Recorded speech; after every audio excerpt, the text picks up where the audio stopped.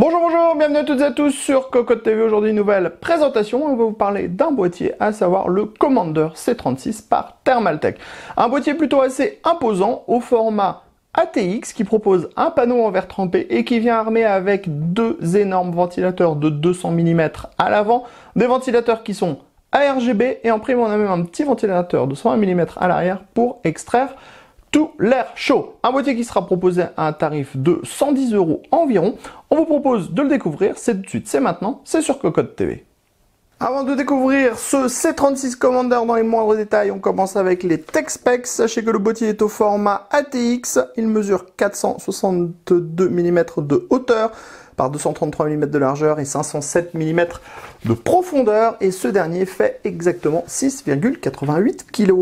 On commence avec la face avant de ce Commander C36 et il a un petit peu la tête de Goldorak, on doit le dire. C'est très travaillé, on aime ou on n'aime pas, et quand il y a le RGB, c'est encore plus flashy et encore plus voyant. Après, on est sur du plastique avec du gros mesh et du mesh textile derrière, donc ça va très bien aspirer l'air frais tout en le filtrant. Ici, on a le logo Thermaltake et sachez que le tout est amovible. Derrière cette grille, derrière cette face avant en ABS et en mesh, on va retrouver deux énormes ventilateurs de 200 mm totalement RGB. On va donc avoir du gros souffle froid à l'intérieur du boîtier. Sur le côté gauche, on donne dans le panneau en verre trempé qui n'est pas teinté, qui propose un pourtour qui est peint en noir, ce qui fait qu'on ne verra pas la structure du boîtier. Ce dernier est monté sur un châssis en acier et il se défait en retirant deux vis à main. Sur le côté droit, c'est du classique avec un panneau en acier tout simplement.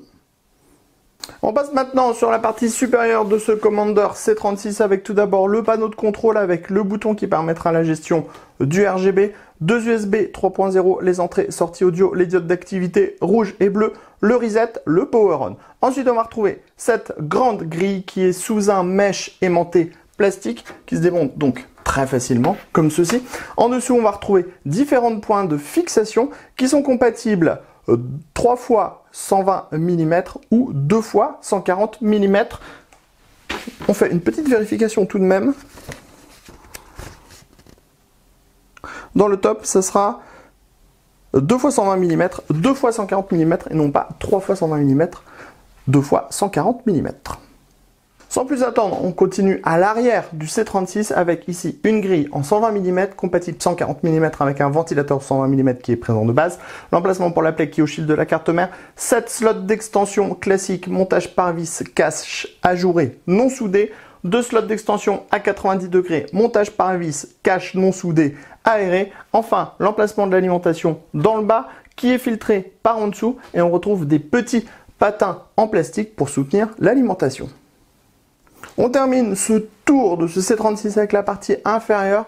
On va retrouver 4 pieds de type IFI avec des petits rubbers en caoutchouc. Ici, on va retrouver une petite grille d'aération qui se retrouve en fait juste en dessous de la platine qui va permettre de monter un HDD, un SSD ou alors une pompe de water cooling. Enfin, ici, on va retrouver le filtre amovible à destination de l'alimentation. On passe à l'intérieur de ce Commander C36 et vous pouvez le voir, on a beaucoup de place en interne. On est sur un boîtier qui est au format ATX mais qui pourra accueillir des cartes mères un tout petit peu plus larges si nécessaire. Mais sachez quand même que les points d'ancrage sont eux bien en ATX. On le voit, on a un large accès backplate dans le fond, des passages dans le haut. Ici, une platine qui permettra la fixation de réservoirs. Par exemple, on a des passages pour le câble management, mais sans cache en caoutchouc. Et enfin, dans la partie basse, on a ce grand cache alimentation qui est ajouré, qui propose des passages et qui a ici une petite fenêtre qui permettra d'avoir une vue sur votre alimentation. Si on passe à l'avant de ce châssis, on va retrouver les deux ventilateurs de 240 mm qui sont totalement RGB. On pourra remplacer ces deux ventilateurs de 200 mm par 3 ventilateurs de 120 mm ou alors 2 ventilateur en 140 mm. Sachez qu'au niveau de la compatibilité pour le water cooling, on est sur du 360 mm maximum. Puis alors, très à l'aise, avec beaucoup de largeur, on pourra faire du méga push-pull, mettre du radiateur énorme, hyper large, même du réservoir sans aucun problème. On passe maintenant à l'arrière. On en profite puisqu'on voit un petit plan ici du cache alimentation qui est donc bien perforé ici avec un passage là. Ici, on a également le support pour un riser, si vous utilisez ce type de choses, pour pouvoir mettre la carte graphique à 90 degrés, puisqu'on a 2 slots qui permettront de le faire. À côté, on va retrouver 7 slots classiques. Les caches sont ajourées. Le montage se fait avec des vis classiques. Et on a enfin un ventilateur de 120 mm dans cette partie. Ventilateur de 120 mm que l'on pourra remplacer par un 140 mm et qu'on pourra brancher au PCB fan qui est derrière le plateau de la carte mère. On va y revenir. Dans la partie haute, maintenant, sachez qu'on a une grande grille qui est filtrée par le dessus via un mèche plastique aimanté. On va retrouver une compatibilité 3 fois 120 mm, 2 fois 140 mm. On pourra mettre du radiateur de water cooling en 240, 280 mm. Ouais, sans problème, 240, 280. Pour le 360 mm, ce n'est pas indiqué, mais on n'est pas très loin de passer, si vous voyez, puisqu'on n'en vient même pas buter contre les câbles qui sont à l'avant. Toutefois, ce n'est pas spécifié qu'on a la compatibilité 360 mm avec ce boîtier. On découvre maintenant l'arrière du plateau de la carte mère avec tout d'abord ici le PCB et RGB fan qui permettra de gérer les 2 ventilateurs qui sont placés à l'avant, mais aussi un ventilateur additionnel à l'arrière. On va voir ici un large accès backplate, des tonnes de dispositifs pour pouvoir insérer des colliers et ainsi avoir une organisation très propre à l'arrière du plateau de la carte mère. On retrouve ici 2 braquettes spécifiques pour les SSD. Ces derniers sont amovibles. On retrouve également 2 braquettes HDD ici qui sont également compatibles avec les SSD et on retrouve un 3e bracket du même type dans la partie basse. Ce bracket pourra aussi servir de support par exemple pour une pompe ou un réservoir. On a ici des passages, on a des passages qui remontent également vers l'intérieur et dans la partie basse on va avoir l'emplacement de l'alimentation avec des patins en plastique, pas en caoutchouc, en plastique dur. C'est filtré par en dessous via ce petit filtre qui est amovible, on vous le montre. Sachez enfin qu'il y a vraiment beaucoup de place, vous voyez, pour l'alimentation, on aura 0 souci à ce niveau-là. Et bien sûr, Thermaltake nous propose aussi des passages dans la partie haute pour pouvoir passer facilement les câbles qui vont alimenter la carte mère, par exemple. On passe donc au Commander C36 avec la configuration montée à l'intérieur. On fait tout de suite un point sur la carte graphique. On a ici 2 slots pour faire un montage avec une carte graphique.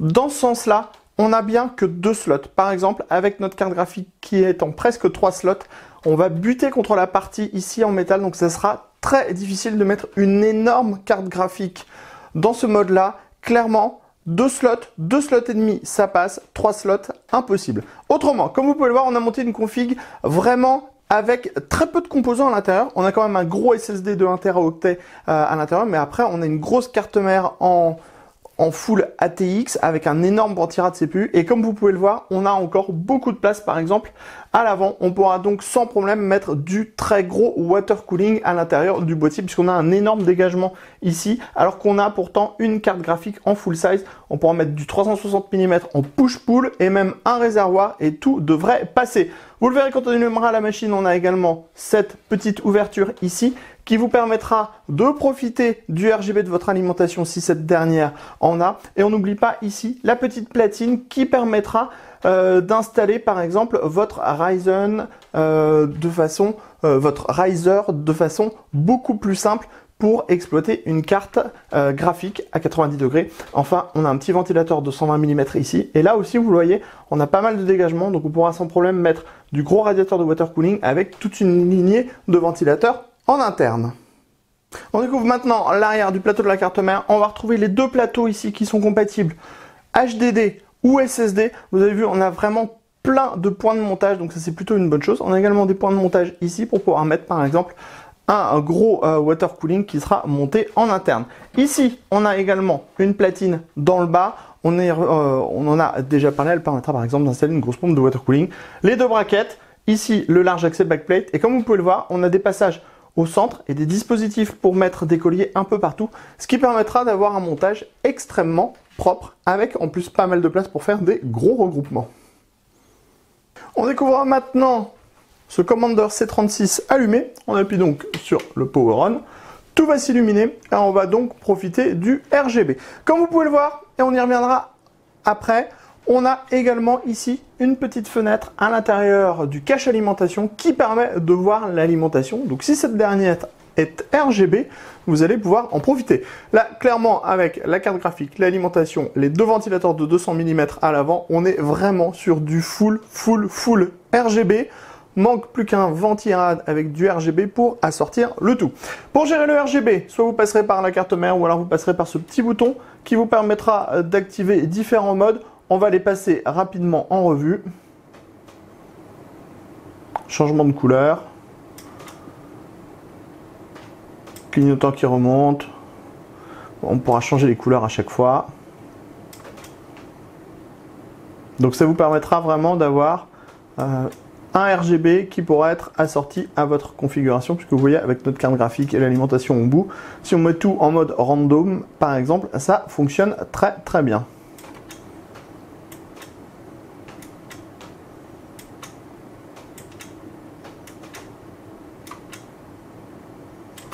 Et après, on repart sur les modes avec les couleurs classiques.